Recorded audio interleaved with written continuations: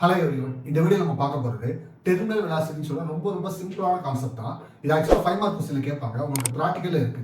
So நீங்கள் ஈஸியாக understand பண்ணிக்கிட்டா உங்களால் ப்ராக்டிக்கல் ஈஸியாக ஃபுல் மார்க் எடுக்க முடியும், தியரியில் ஃபுல் மார்க் எடுக்க முடியும்.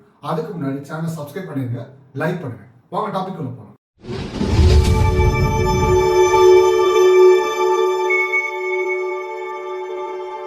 ஸ்டூடெண்ட்ஸ், டயக்ராம்ல எக்ஸ்பிரஷன் பார்க்கலாம். ஒரு பீக்கர் எடுத்துக்கங்க. அந்த பீக்கர்ல விஸ்கசிட்டி அதிகமா இருக்கிற மீடியம் யூஸ் பண்ணிக்கிறோம். உங்களுக்கு தெரிஞ்சது வந்து விளக்கெண்ணன்னு சொல்லுவாங்க. அதை வந்து இதுல ஃபில் பண்ணிக்கிறோம். ஒரு மெட்டல் பால் எடுத்துக்கிறோம். அந்த மெட்டல் பாலை நம்ம அப்படியே டிராப் பண்ணோம், கீழே விடுறோம். நீங்க நார்மலா தண்ணியில அந்த மெட்டல் பால் வர ஸ்பீடு இருக்கும். அதுவே அந்த விளக்கெண்ணெய் இருக்கும்போது அதோட ஸ்பீடும் பாத்தீங்கன்னா வெலாசிட்டி பாத்தீங்கன்னா கண்டிப்பா டிஃபர் ஆகும். இதை தான் நம்ம என்ன பண்ண போறோம்னா டெர்மினல் வெலாசிட்டி படிக்க போறோம். So what is mean terminal வெலாசிட்டினா, ஒரு விஸ்கஸ் மீடியம்ல ஒரு ஆப்ஜெக்ட் ஃப்ரீயா மூவ் ஆகும்போது அதால எவ்வளவு மேக்ஸிமம் வெலாசிட்டியில மூவ் ஆக முடியுமோ அந்த வெலாசிட்டிக்கு பேர் தான் டெர்மினல் வெலாசிட்டி. அதுக்கான டெஃபினிஷன் கொடுத்துருக்கோம். நிறைய பேர் இந்த கொஸ்டின் கேட்டா டெரிவேஷன் டயக்ராம் மட்டும் எழுதுவாங்க. இந்த 2 மார்க் கொஸ்டினையோ இல்ல இந்த டெஃபினிஷனையோ மறந்துடுவாங்க. ஸோ இதை நல்லா நீங்க மெமரைஸ் பண்ணிக்கோங்க. Maximum constant velocity acquired by body while falling freely through viscous medium. இதுல முக்கியமானது பாத்தீங்கன்னா falling freely, அதுதான் ரொம்ப முக்கியம். Maximum constant velocity acquired by body while falling freely through viscous medium. இது ரொம்ப முக்கியமான வார்த்தை, falling freely viscous medium. So இதுதான் வந்து பாத்தீங்கன்னா டெர்மினல் வெலாசிட்டியோட டெஃபினிஷன். இப்ப அப்படி வெலாசிட்டி மூவ் ஆகும்போது என்னென்ன ஃபோர்ஸ் அது மேல ஆக்ட் ஆகுதுன்னு பார்க்கலாம். ஜெனரலா தெரியும், ஒரு பால் உங்களுக்கு கீழே வருதுன்னா அது மேல ஆக்ட் ஆகிற ஃபோர்ஸ் கிராவிடேஷனல் ஃபோர்ஸ் Fg.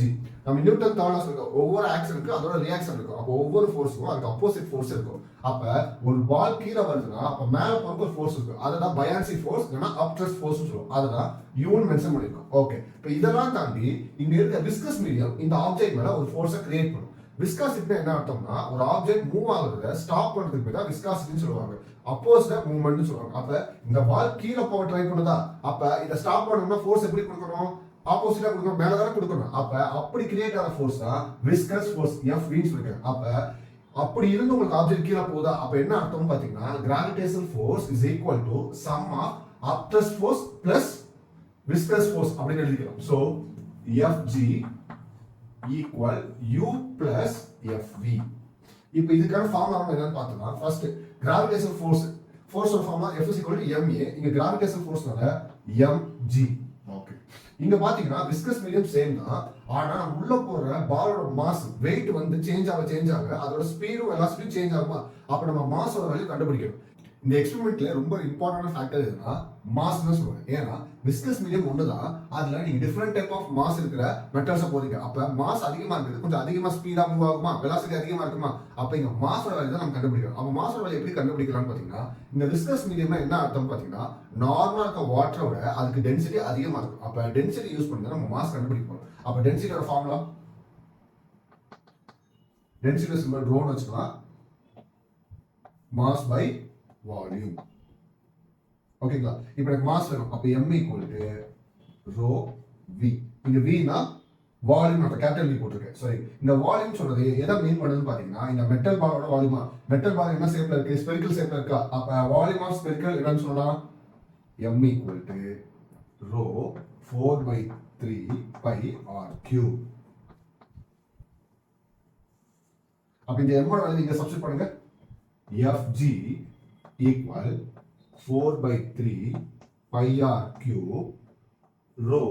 இங்க இருக்கு, இது ஃபுல்லா m ஓட வேல்யூ நம்ம சப்ஸ்டிட்யூட் பண்ணிட்டோம். ரிமைனிங் என்ன இருக்கு? g. இது Fg ஓட வேல்யூ. நான் முன்னாடி சொல்லிருக்கேன், Fg க்கு ஆப்போசிட்டா அண்ட் ஈக்குவலா இருக்குன்னு பாத்தீங்கன்னா u தான். அப்ப இங்க என்ன ஃபார்முலா வந்துச்சோ அதே ஃபார்முலா தான் கீழ வரும். இங்க ஒரே ஒரு சேஞ்ச், இங்க டென்சிட்டிக்கு ரோ யூஸ் பண்ணிருக்கோமா, அதே சிம்பல் இங்க யூஸ் பண்ணாம வேற சிக்மா நம்ம யூஸ் பண்ண போறோம். அப்ப ரெண்டுமே பாத்தீங்கன்னா ஒரே ஃபார்முலா தான், ஒரே ஒரு டிஃபரண்ட் பாத்தீங்கன்னா டென்சிட்டியோட சிம்பல் மட்டும் தான் மாறி இருக்கு. ஓகே, மூணாவது என்ன டேர்ம் இருக்கு? விஸ்கஸ் ஃபோர்ஸ் இருக்கா? விஸ்கஸ் ஃபோர்ஸ் இந்த ஃபார்முலா நல்லா மெமரைஸ் பண்ணிக்கங்க. 6 pi eta r v. இங்க v ஸ்மால் v போட்டுக்கலாம். இதுதான் வெலாசிட்டி.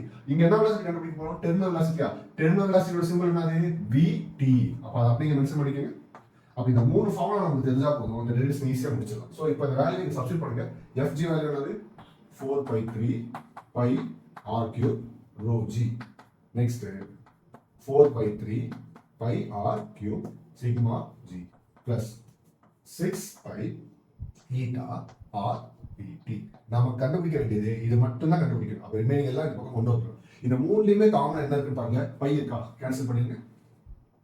இப்ப இந்த டேர்ம் மட்டும் இந்த பக்கம் வச்சிட்டு ரிமைனிங் எல்லாம் இந்த பக்கம் கொண்டு வாங்க. அப்ப எப்படி எழுதலாம்? 6 eta or vt.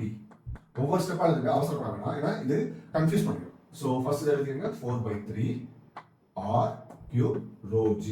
இது பிளஸ் ஆர் இந்த பக்கம் தான் மைனஸ், அது 4/3 r cube sigma g. இதுல காமன் இருக்கிறத வெளியே எடுத்துங்க, 4/3 காமன் இருக்கு r cube g, ரிமைனிங் என்ன இருக்கு rho minus sigma.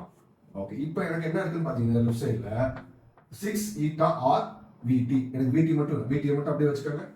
ரிமைனிங் எல்லா டிவிஷன் கீழ கொண்டு வந்துருங்க. 4 r cube g பிராக்கெட்ல rho minus sigma divided 3 போட்டுக்கங்க. இங்க இருக்கிறது 6 eta, இது அப்படியே கீழ கொண்டு வாங்க. 6 eta r. இப்போ கேன்சல் பண்ணலாம். r um r square. 2 2s are 4, 3 2s are 6. இது அப்படியே எழுதுங்க. 2 ரிமைனிங் என்ன இருக்கு r square g rho minus sigma divided கீழ பாருங்க 3 into 3 9 eta r கேன்சல் ஆயிடுச்சு, அவசரப்பட்டு எழுதக்கூடாது. இப்போ நமக்கு இதுல வந்து பாத்தீங்கன்னா vt வேல்யூ கண்டுபிடிச்சிட்டோம். இது எப்படி சிம்பிளை பண்ணலாம்னு பார்க்கலாம். vt வேல்யூ கண்டுபிடிச்சிட்டோம். இந்த ஈக்குவேஷனை நம்மளோட கண்டு சேஞ்ச் பண்ணி எழுதிக்கலாம். vt equal 2/9 g rho minus sigma divided g r square. இப்போ என்ன பண்ணி இந்த மொத்த டேர்மையும் நான் கான்ஸ்டன்ட்டா எடுத்துக்கிறேன். அது எப்படி எழுதலாம்னா vt equal k r square. இப்போ இந்த கான்ஸ்டன்ட் கேன்சல் ஆனா என்ன ஆயிடும், the equal directly proportional மாறிடுமா, அப்ப அது எடுத்துதுங்க vt directly proportional r square. So இந்த ஸ்டெப் ரொம்ப ரொம்ப இம்பார்ட்டன்ட். நிறைய பேர் இதோட ஸ்டாப் பண்ணிடுவாங்க. இதுவும் எழுதணும். இந்த ஸ்டேட்மெண்ட் என்ன சொல்லுதுன்னு பாத்தீங்கன்னா terminal velocity is directly proportional to radius of sphere ball. அப்ப ரேடியஸ் அதிகமாக terminal velocity அதிகமாகனா கண்டிப்பா அதிகமாகும். இப்ப இங்க சின்ன பால் இருக்கும்போது இந்த விஸ்காசிட்டி அதை வந்து ஈஸியா ஸ்டாப் பண்ணணும். அப்ப வெலாசிட்டி கொஞ்சம் கம்மியாயிடும். இதுவே பெரிய பாலா இருந்துச்சுன்னா இந்த விஸ்காசிட்டியோட அது அதிகமா ஃபோர்ஸ் கொடுக்கறதால ரொம்ப ஸ்பீடா வருமா, வெலாசிட்டி அதிகமா இருக்குமா, அததான் இங்க மீன் பண்றாங்க. அப்ப ரேடியஸோ சைஸோ அதிகமாக அதோட டெர்மினல் வெலாசிட்டியும் அதிகமா இருக்கும். இப்ப நான் சொன்னது அப்படியே நீங்க ஸ்டேட்மெண்ட்டை கீழே எழுதிட்டீங்கன்னா உங்களால ஈஸியா இந்த क्वेश्चन ஃபுல் மார்க் வாங்க முடியும். ஸ்டூடண்ட்ஸ், இந்த क्वेश्चन நீங்க பண்ற காமன் மிஸ்டேக்ஸ் பாத்தீங்கன்னா ஃபர்ஸ்ட் இந்த டெஃபினிஷன் எழுத மறந்துடுவீங்க. இந்த டெஃபினிஷன் கண்டிப்பா எழுதுங்க, இதுக்கு ஒரு மார்க் இருக்கு. செகண்ட் மிஸ்டேக் வந்து பாத்தீங்கன்னா இந்த இடத்துல இந்த ரோவும் சிக்மாவும் நிறைய பேர் ஒரே மாதிரி போட்டுருவாங்க, இல்ல மாத்தி ஏதாவது போட்டு இந்த இடத்துல உங்களை சப்ஸ்டிட் பண்ணும்போது ஃபுல்லா மிஸ்டேக்ஸ் வந்து இல்ல கேன்சல் ஆகும். சோ இந்த செகண்ட் மிஸ்டேக் மட்டும் வராம பாத்துக்கங்க. தேர்ட் மிஸ்டேக்னு சொல்றது வந்து பாத்தீங்கன்னா நீங்க மோஸ்ட்லி இதோட ஆன்சர் ஸ்டாப் பண்ணிடுறாங்க. ஆனா நமக்கு இந்த ஸ்டேட்மெண்ட் எழுதணும், vt is directly proportional r square. அது என்ன மீன் பண்ணுது அப்படின்னு ஒரு கன்க்ளூஷன் எப்பவுமே நீங்க எழுதுனீங்கன்னா உங்களுக்கு ஈஸியா ஃபுல் மார்க் கிடைக்கும். ஸ்டூடண்ட்ஸ், இந்த விஷயம் உங்களுக்கு நல்லா புரிஞ்சிருக்குன்னு நினைக்கிறேன். இதே மாதிரி சப்ஸ்கிரைப் பண்ணுங்க, லைக் பண்ணுங்க, உங்க மாதிரி ஃப்ரெண்ட்ஸ்க்கு ஷேர் பண்ணுங்க. Have a nice day.